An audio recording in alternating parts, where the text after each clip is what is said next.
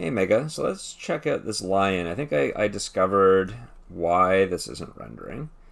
So I'm just going to isolate just the hair. So I just selected the group for the hair and Control 1 just to isolate it. I'm just going to select any one of these hairs and I'm going to open up the attribute editor, so Control A. Now here, under the shape, so we have the transformation node, we have the shape node. You can see here that under render stats, now this controls the visibility of an object at render time, including a couple other options like whether it casts or receives shadows, whether it's going to be visible in reflections or refractions. All that's been turned off, and I noticed this has been happening quite frequently in the last two versions of Maya, where inexplicably, these shape options will be removed. Now the problem though is that you got like 100 of these things, where some are turned on, it looks like, and some are turned off. So it would take a long time to go individually. So let's take a look to see if we can actually just select everything and then go into what's called the attribute spreadsheet, and it should allow me to select and turn everything on at once. Fingers crossed. So if I go into Windows, General Editors, Attribute Spreadsheet, and I'm just going to open this up. And we want to go over to this Render tab. This is where the render settings are located. And right here, so all this stuff here. So we've got visible in reflections. We're going to want to turn that on for everything.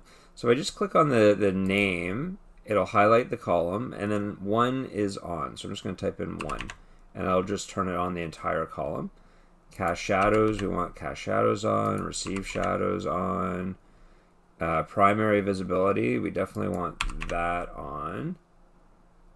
And let's start with that. I think that should be good. So I'm going to just turn everything on here. I did try putting a different redshift material on these. That's why this is gray. And I realized that probably wasn't the problem. But let's see what happens when I render it now. Well, oh, and there it is. So we're good. Good to go. Well, that was a faster video than I thought. So again, you could assign your material to it, or you actually don't even have to change your material. You should just take on the green that you have. I don't know if you have a dome light with an HDRI image. It's looking a little bit dark on my screen. Why don't I do that? Why don't I just create a quick HDRI image? So I'm going to go to my Redshift tab. Redshift, and just grab a dome light. On that dome light, I'm going to throw on an HDRI image. So let's see here. I'll just grab a good one from. This is the default one from Substance Painter. Where is my, oh, there it is. So let me just put on IPR for a second so I can see what's happening.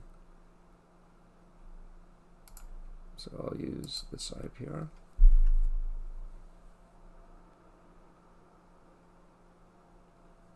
Very cool. Let me just turn off the visibility of that image though. So I'll just go into the dome light, go under environment, enable background, turn that off. It's looking kind of cool. And I did throw a different material on there. Let me just put your green material back on it. So select everything and assign existing materials. Whoa, there's a lot. I don't know which one to choose. Let's see. I'll do this maybe. Is that going to do it? Nope, that's completely. That's a glowy material. Let me undo. There it is. I'll just make this one green. So let me just grab one of these guys. Go all the way to the end if it's, there it is. And I'll just make this green also. Can I sample that? I think I can. Cool. Alright, that's looking neat. Maybe just throw up the roughness a bit. Nice. Maybe change the IOR setting just a little bit. Very cool. Just give it a slightly different textural quality from the body. Looking neat. Maybe this rock could be slightly different. Oh, it's a Lambert. Yeah, let's give it that a V-Ray material also. Or sorry, I have Redshift material too. So it's not new material. Redshift material. Cool. Alright, maybe give that one a different color or something. I don't know.